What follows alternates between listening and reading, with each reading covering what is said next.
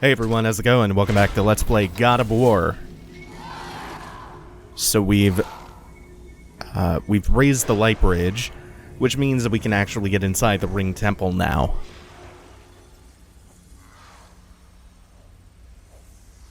Look! The blue door! We made it!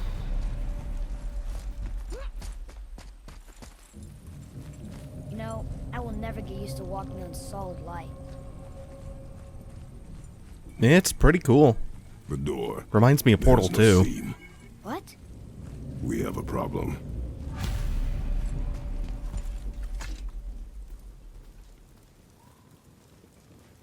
These doors do not open. Hello? I don't get it. Why even have a door then? Hello? Come, we will find another way in. Before we carry on and find an alternate route. A Norse chest must be nearby. Yeah. So for this one, we have to open this door by destroying 3 bulbs on 3 different vines, which means we have to line it up really precisely. We got it on the first shot, and then it's more of the bell ringing. This one is just another one of the timed Norse chests, so we have to ring all 3 bells in very short succession. And this gives us, I think, our 3rd Horn of Bloodmead. Yes, 3 out of 3 Horns of Bloodmead, which means, if you look at the bottom left, our rage bar has grown. Means that we can sustain Rage of the Gods for much longer now. The dwarf again. Sindri? Hey, Sindri. We found something interesting. Oh, really? I love something interesting. Whoa. You killed an ancient? Yes, Was it difficult? yes, Is that all you're gonna give me? yes. We also have a storyboard over here. Another one here. The giant's a sorceress. Her name is Groa. Looks like she had visions. Did Odin kill her for her book? Where shall we begin? That doesn't unlock any new Sindri dialogue.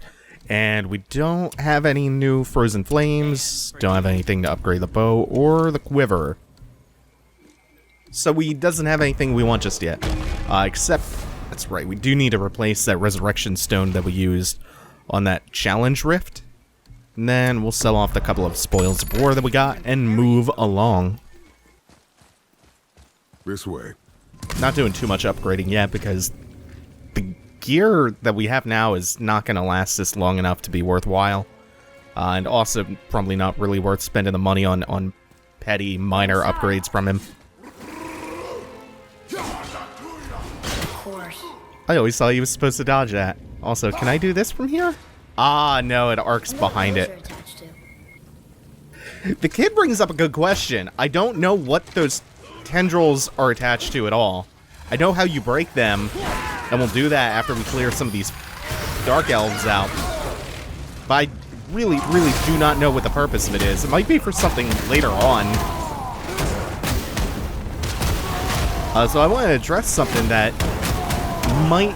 It might just be hitting your ear a little bit off. You may not be able to put your finger on it because Chris Judge, the voice of Kratos in this game, is doing a really good job. But it still might sound a little bit off, the voice. And that's because the old voice of Kratos was actually Terrence Carson. He voiced Kratos in 1 through 3 and the PSP games, as well as God of War Ascension. In this game, as I said, he is voiced by Christopher Judge, who's best known for his role on Stargate SG-1. Also, good to know, those call in reinforcements. The kid is Sonny Suljic, who was cast when he was just 9.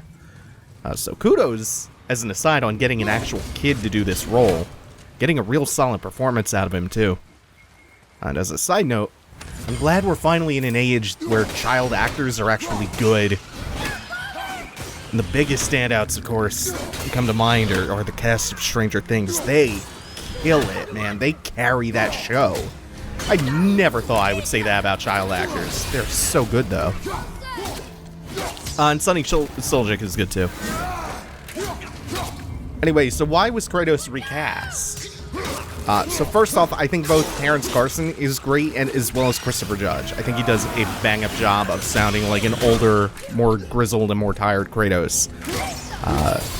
Which is, ironically, the reason that I think Kojima cited that he wanted to recast David Hayter, which is kind of absurd, because David Hayter already sounded like an old, grizzled Snake by MGS4.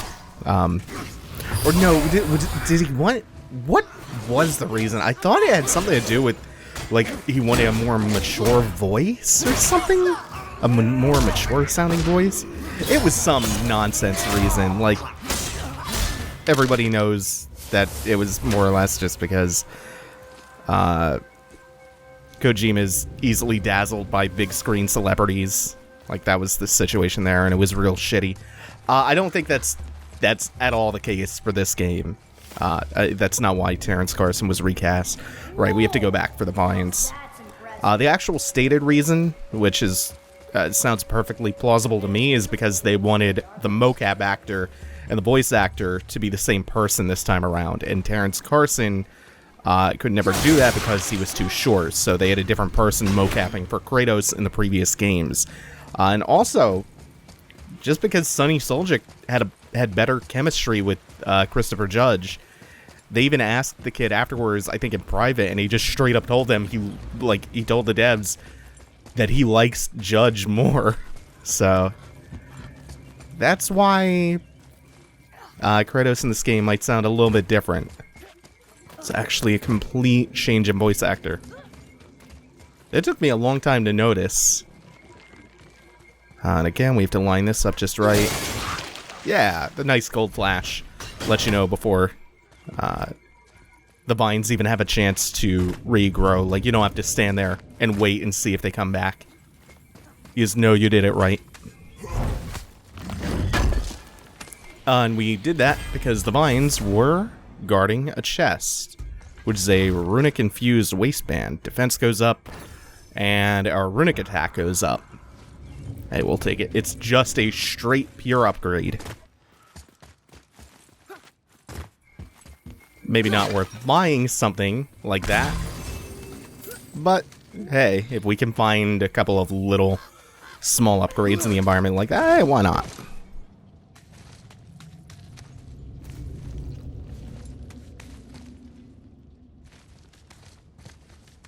Love the light right here. I'm a sucker for when things are backlit like this. There, the light. They've covered it up with that stuff. Why would they do that? Look. Another light up. What's he doing? Oh no! Why are they killing him? He didn't do anything. Do not assume. You are seeing the end of a war, boy. You do not know what led to this moment. But he didn't even defend himself. That was his choice. We make ours. And my choice is to, not whiff. I actually was aiming at the one in the back. I was not. Oh, we're gonna kick him over the cliff. This is gonna work so well. Oh, that looks goofy. That's fine. Nope. You know, I actually like Alfheim a whole hell of a lot more the second time through than the first time. I was not expecting that revelation. Oh, and this is a different variation of the execute animation. I think we saw that earlier, but I was talking about the voice actors. Because the first time you come through here, you're still pretty fresh. You're still pretty, green to the way this works. What now? But the second time, this is just an exercise in figuring out how to weave Atreus' shots instead of spamming them, so that you can lock enemies down more effectively. And that's really fun to do, actually. That did it! Look! More light bridges! Follow me. Like, that's what I was saying before. My favorite thing to do is space the shots out so there's just enough hit stun so you can fit, like, really long wind-up attacks, like the Executioner's Cleaves in against enemies who would otherwise be too mobile and they would be dodging out of the way. Like, that's just the best. Oh, damn it. Didn't quite get him, I think. There it did. That time it did. That's it. Thought they'd be tougher. So the axe, and we'll get a chance to talk more in depth about how the axe works over time. But the axe is actually tuned to automatically lock on to enemies in your direct path when it returns to you to a certain degree. Like, the angle that it will take to get back to you is fudged a little bit just so that it will hit enemies more often. And there's an upgrade that you can get later on that will make the tracking on it even better. Like that cleave is normally super hard to hit on these buggy dark elves. Or not like glitchy, but these goddamn flying monstrosities. That's really hard to hit on these guys, because they'll just, as soon as they're out of hit stun, they'll fly away usually. But if you space the shots out with Atreus just right, you can do that really often. You can do that pretty consistently. Ah, got interrupted by a projectile that time. Oh, and this is a nice spot to be fighting him, because it means we have to just do less hits against this caged light thing in order to get it open up. Hey, that worked out really well.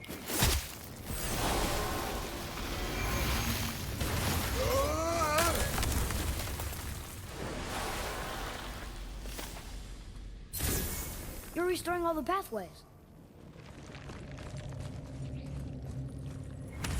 Yeah, we're headed towards that crossfire. Oh, there's kind of a cool series of puzzles coming up here. First, let's take a little look around.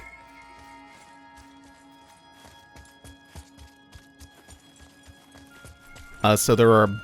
This is another one of these vine puzzles where you have to line things up, but there are so many of them that it can become visually a little bit confusing. So you just follow the branches here. You follow which ones are connected to what.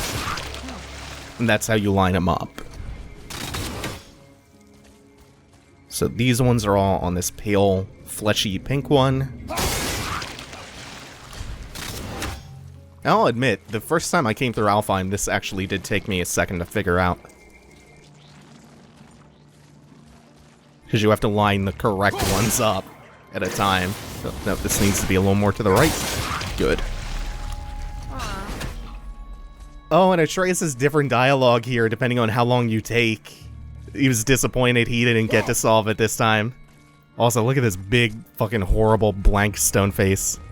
It's one of my favorite parts of the environment in this whole level. I don't think we're supposed to be in here. Quiet.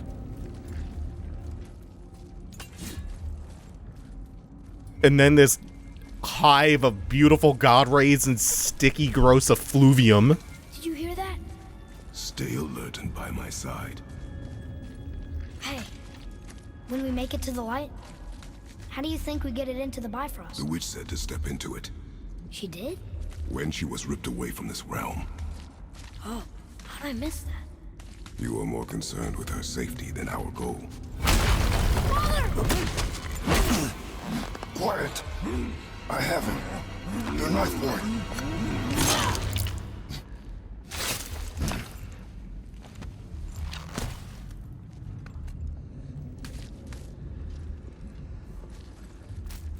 That was close. Do not stray from me, boy. You don't gotta tell me.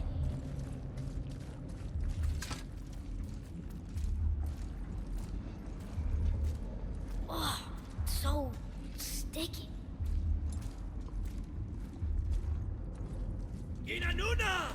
Another one! Stay back.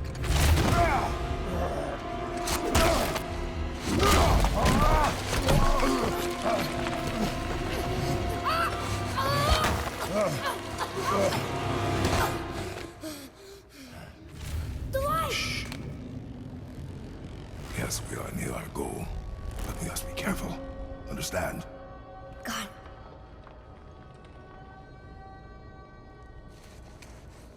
Oh man, the sequence coming up is one I really like. There. When it falls, be ready. We will need to move quickly. Okay.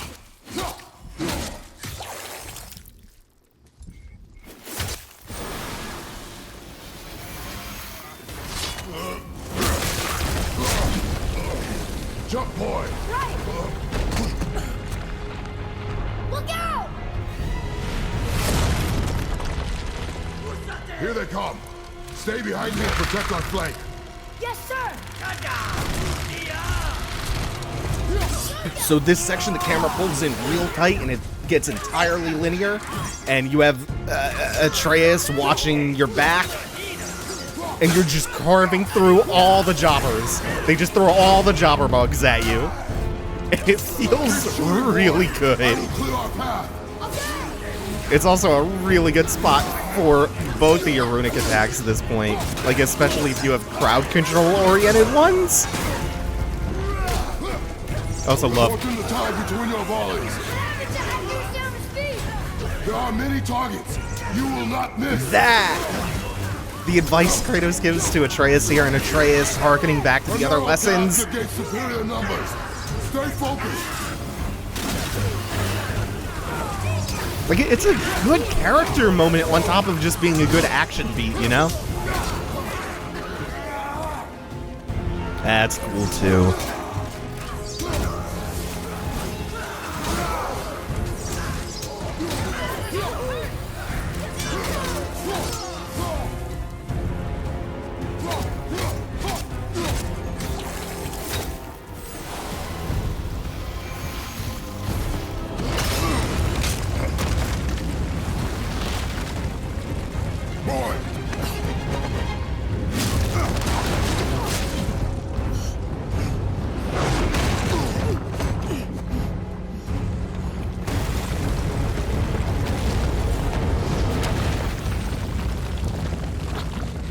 Are you injured? I'm fine. Wow. It's beautiful.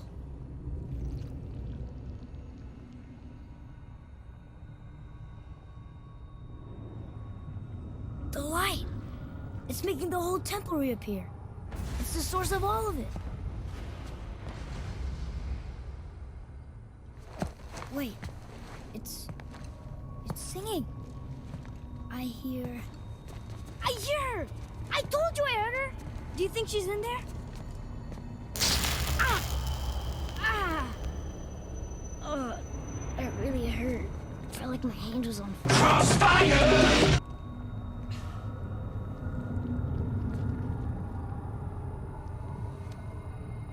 Stay here. But I want to Stay here.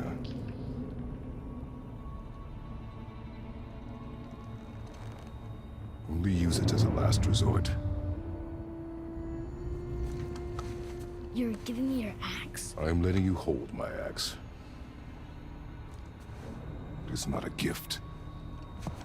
Still.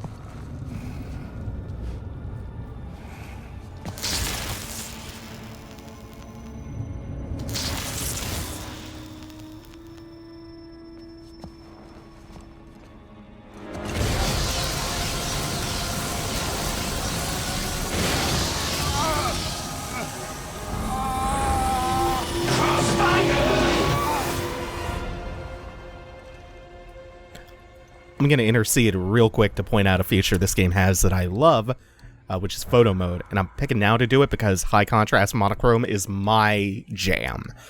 So photo modes became fairly common just this generation, actually, especially on first-party Sony games. And I adore that this is a thing now. So it freezes all the action, lets you do some, light editing, filters, vignetting. This one even lets you change Kratos' expression, including one with a mad smile, which is very funny. And Pro mode, or the PlayStation Pro version, lets you do even more stuff. Also, I think this vibrant filter is really interesting here. Takes away the desaturation. But again, I'm a sucker for high contrast black and white, or high contrast monochrome. You can do some wonderful stuff with this photo mode if you really take the time. It's a game unto itself. What is this? Faye? Also, this section really reminds me a lot of a sequence near the end of God of War 3. Might be a deliberate callback. Atreus? Alone with him.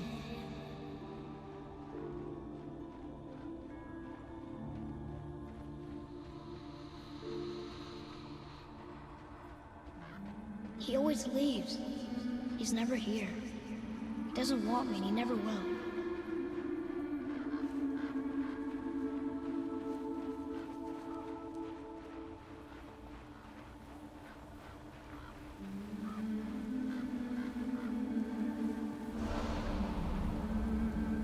I don't know him and he doesn't know me. Doesn't seem to want to. I'm strong. I'm smart. I'm not what he thinks I am. I know better.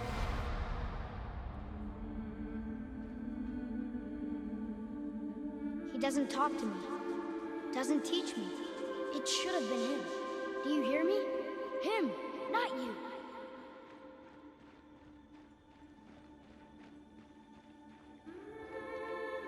Except... I don't mean that. You know I love him. I just wish he was better. I know he can be. So if he tries, I'll try. But if he doesn't, please come back. I know you're out there somewhere.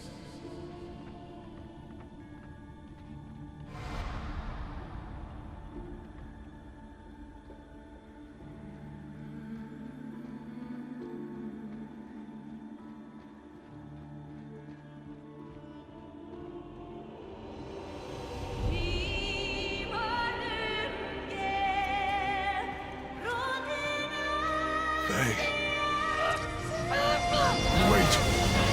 Come back! No! No! What have you done? Why did you do that? I saved you! You were trapped in there! I waited and I waited, but you wouldn't come out! So I pulled you out! Boy, I was gone only...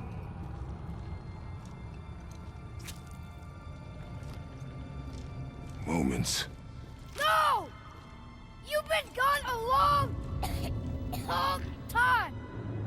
I didn't know what to do! You left me here! Again! Why don't you care? That's impossible. We should go before they come back. I hope you got what you needed.